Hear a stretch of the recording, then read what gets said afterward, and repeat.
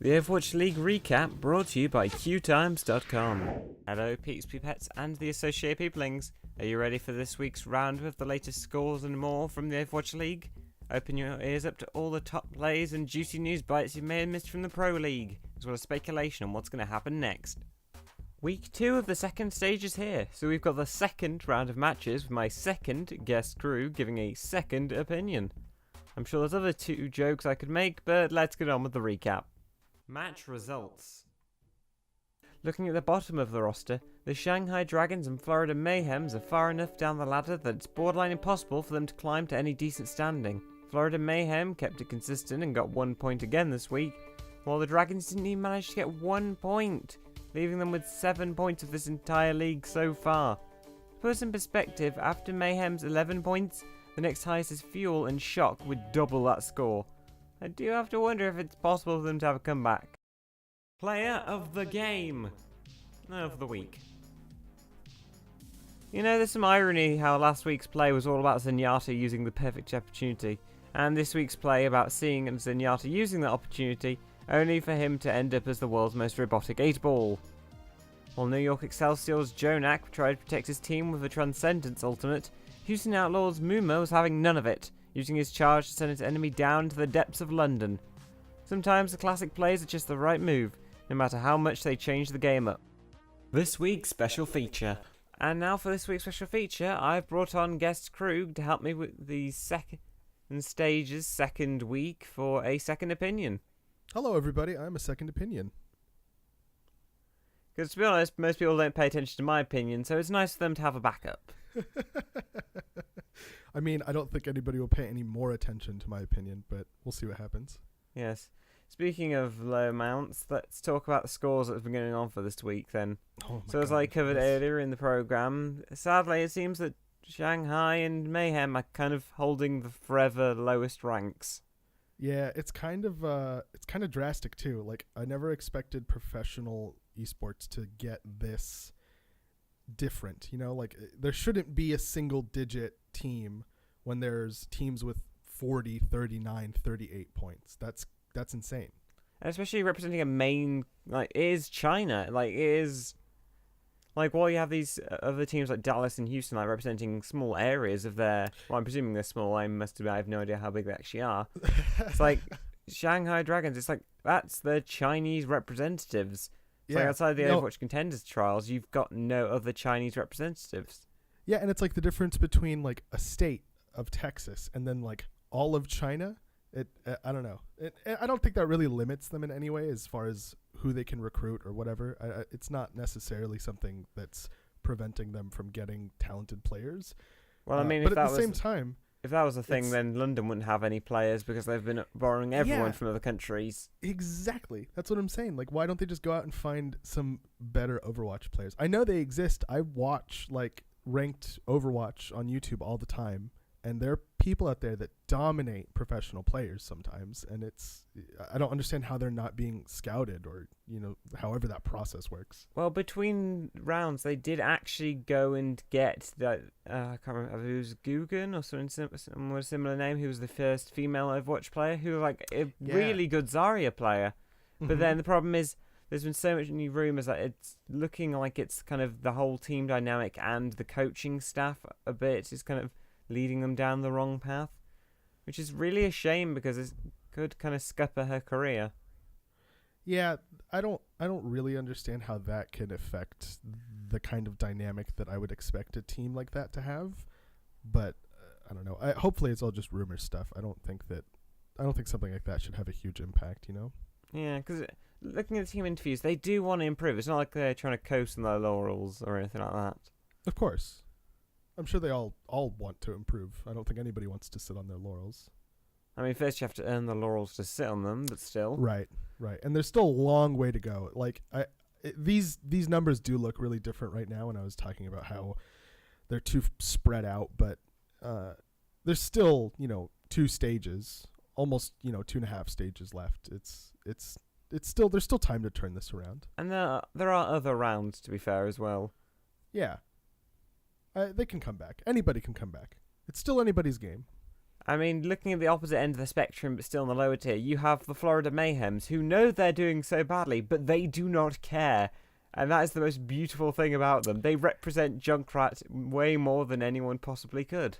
See, and that's why I don't like Florida Mayhem. It's because it seems like they've given up, like, in every single match that they play, and I don't like that, because it's sort of just like supporting the salty kind of garbage nature of gaming. You know what I mean? Like, Yeah, how I kinda gamers, get what you mean. you know, when your enemy gets first blood in a MOBA and you're just like, oh, well, you know, we lost. And then you just throw. And but why, though? There's still time. You can still come back. But at the same time, we're seeing a lot of that saltiness coming from Dallas Fuel, who are actually fairly middle to high rated. While Florida's, to be fair, I haven't actually seen that much come out of Florida in terms of like actual individual players. I don't think. Yeah, the level of professionalism for some, definitely not all of these teams, by the way, but for some of these teams is very low, and it's very frustrating for me as a viewer. I definitely prefer it when, like, a professional team can play from behind and come back, or at least put on a good show for you know, the last ditch effort. Just make it entertaining for the viewers. Like, you have a job, you know. Yeah, it's not. To I mean, throw I games. think London's done quite well because they borrow people from, I believe, Cloud9. As well as they are kind of monitored by a pre-existing esports company. Like they're more of a branch rather than a whole new system set up. So they do have experience with how to manage things. Right. Really didn't expect New York to be and Houston to be like the two main people in the tournament. You think it would mostly be the Asian teams? Yeah, and especially because they're just states. Like, I don't know if that has any sort of organizational impact on, like, the composition of the team, whether they're all Texas players, which I don't think they are, or if it has absolutely no bearing on who they recruit at all. But it's just weird to me that they're states and they're destroying, like, teams that represent entire countries, you know? Yeah. I mean, to be fair, everyone knows about New Yorkers' pride of their own state. That can never be denied. Of course. Indigo's fiance is from New York, and I can attest to all of that. Fair enough. So yeah, it's like, is there anyone else on the leaderboard who you kind of think may be shuffling around? Because, I mean, looking at the two top ones from this week, even though they've got down to second, Houston went from literally having 7 points this week to 2 this week, while Philadelphia also suffered the same kind of drop from 8 to 3. Well, if you look at Valiant, which, by the way, full disclosure, I'm an LA native, so I am rooting for them out of, like, necessity and pride. What about Gladiators? Eh, Isn't Indigo a Gladiators fan? no, he's a Valiant fan. I mean, he might be bandwagoning, but, you know, I've heard him root for Valiant more than I've heard him root for anyone else. I mean, to be fair, I originally threw my lot in with Dynasty, but being British, if London wins anyway, I'm still good. Because everyone will immediately assume that I've supported London. Right. That's like the reverse bandwagon, where you just say, oh yeah, I was rooting for them the whole time, and everyone believes you. But Valiant is 35 points overall, and from stage 1 to 2, they kind of, like, made a huge improvement, right? Like, that wasn't a small that wasn't a small improvement at all. And I'm really excited to see if they can catch up, because they're not that far behind. I want to see them take, you know, the lead. That would be really exciting for me personally. Yeah, I'm really interested to see, because I believe this week was kind of like a reverse of the matches they originally faced in the first week of the first stage. So I think it really is beginning to kind of boil down to who are they fighting this week, to how much they can press their advantage. Like, are they going to play safe weeks they're going up against the big dogs, and then if they're going to get someone like Shanghai or San Francisco really pushing and going hardcore because they think, oh, we can press the advantage on this, they're not really going to give us too much of a fight. Sure. Yeah, I think they're actually playing the Gladiators for the next match that they're in. Is that right? I'm not sure. I mean, make no mistake, none of them are resting. No matter what, when you see these games, they're always putting the effort in. Yeah, I mean, until they start throwing, but that's only a couple of the teams. Yeah, and usually it's individual players. Right.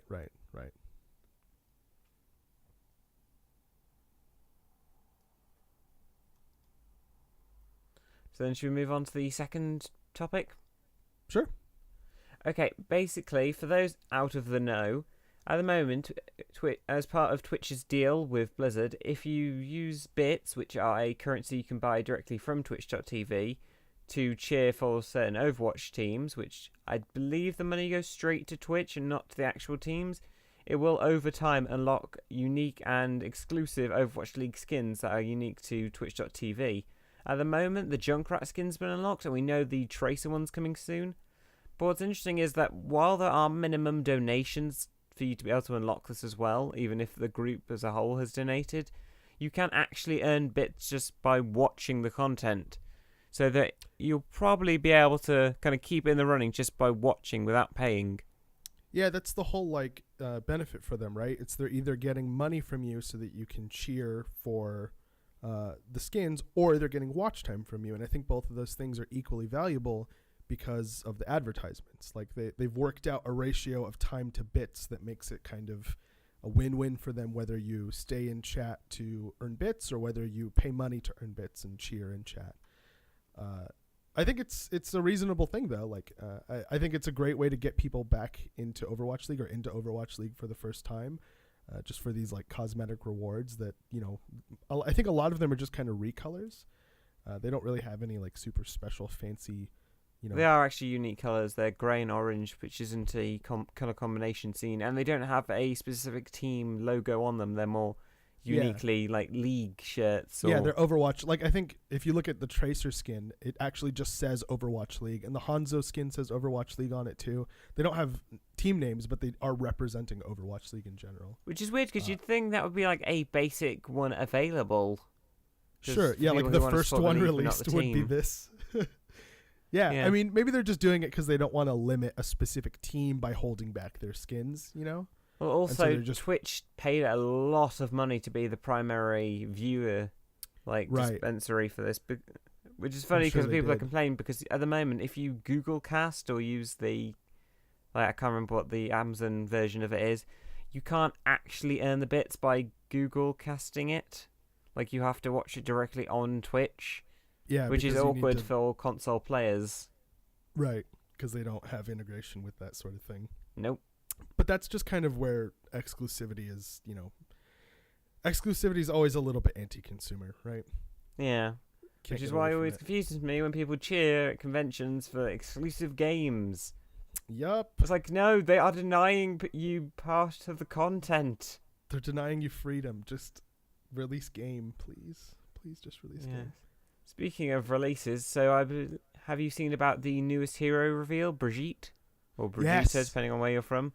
I have no idea how to pronounce the name, but originally in the game, exciting. when she was first referenced in game by Reinhardt voice line that was Datamined, it was Brigitte.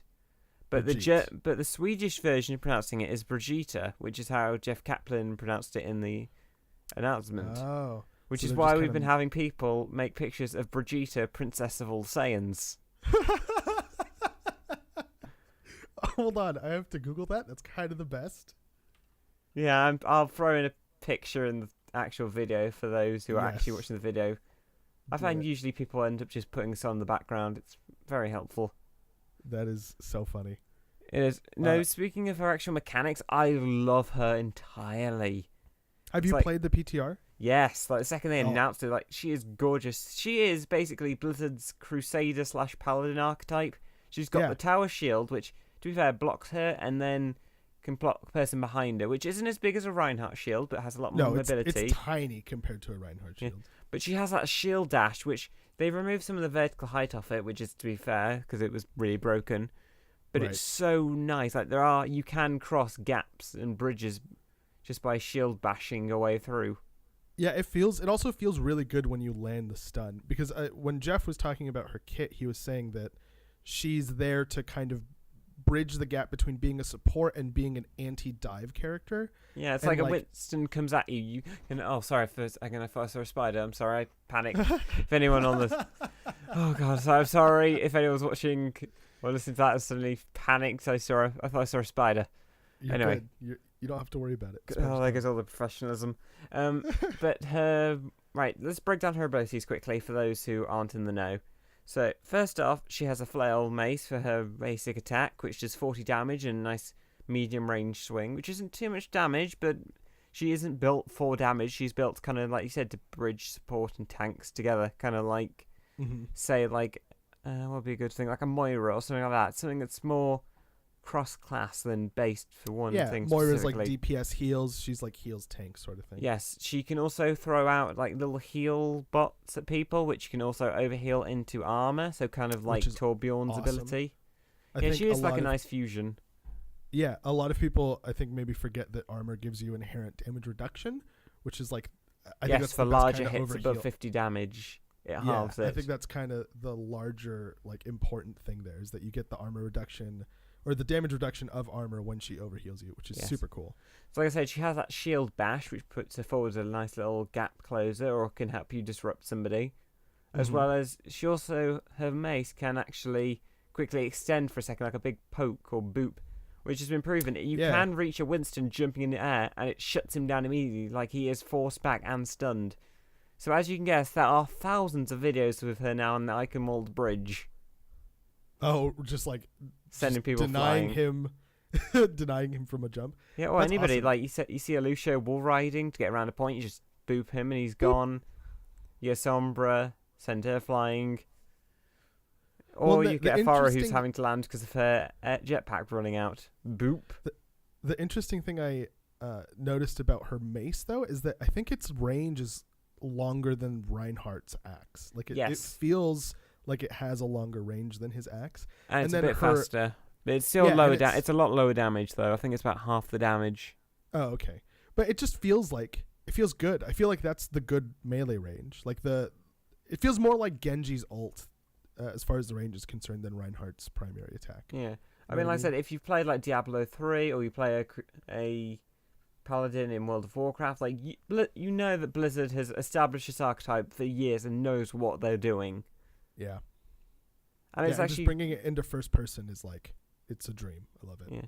And it's actually great to kind of see more, because she's one of those first characters we've seen who kind of appeared in the lore first and served a role and a purpose before deciding to kind of step up. It's like Orisa, it was like, oh, she's out of nowhere, but she's already ready for combat, despite the fact her whole thing is that she's been born for like 3 months. Yeah, she's a baby, like at heart, essentially. Yeah, like we've seen the progression and where she's come from, which is nice. And I think we'll probably tie into a rumoured upcoming event for this year's Overwatch Uprising. Which is what?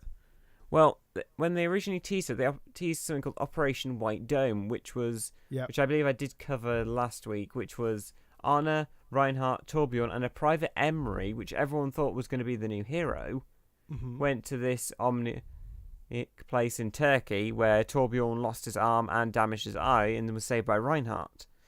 So the fact that there was 4 heroes, a new location, and a way to justify gameplay suggests to make people, oh, maybe there's going to be a new game mode.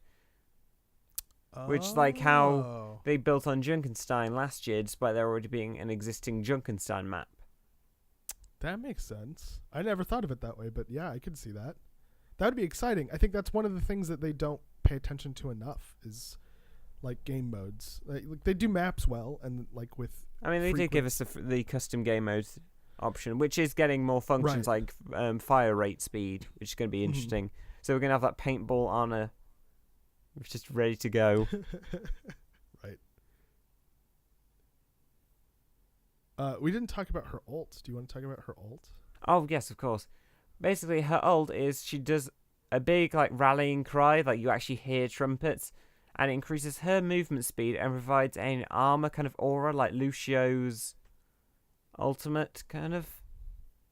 Like I don't know how to describe it, but it's more armor. It's like Lucio's passive heal. It's like the same range, but instead of passively healing, it's passively overhealing you with armor. And the armor doesn't decay over time. It has a max stack. It doesn't just like overheal you infinity, but it doesn't decay like Lucio's ult does, which is super cool. I'll be interested to see how that gets affected once it makes its way into actual gameplay. God knows how many times Blizzard will change someone's ability because it doesn't fit the specific meta at the time. Looking at you, Mercy. Or because it's breaking the specific meta at the time. Yep.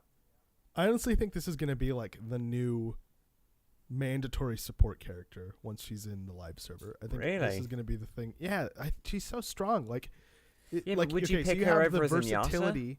Huh? Like, as Zenyatta brings the damage. Like, he's squishy. He's much squishier, but then he does have that more damage and healing. Like, maybe as a second support, but I don't know if I'd make her a primary. I don't think she's going to be a primary. I think she's... Well, I mean, Blizzard's trying to get rid of the double support kind of, like, meta. That they don't want people to trend towards 2 supports. But I think this might do that, you know? I think her damage mitigation and her just, like, reliable healing, because overhealing's a waste, right? Overhealing is the sign of a bad healer. You don't want to overheal people. If you don't have anyone to heal, you're doing damage or you're buffing. There's people who play Team Fortress 2 are very angry at you for saying that right now. I mean, look, man, there's no Uber gun or whatever. I don't even remember the name of that gun. The medic in Team Fortress 2 is not in Overwatch, so we don't have the luxury of being able to overheal. Except for now we do with this character. And I think that new kind of mechanic is going to change the meta substantially. I'm pretty sure it's going to keep the dual support like mentality in a lot of team comps. And I think it's going to be really fun because time to kill being low is boring. Yeah. I mean, with her mobility being really shackled to rally, like compared to Reinhardt having his charge, I do wonder how much she'll fare against faster opponents who can kind of get round her shield, which doesn't have much side support.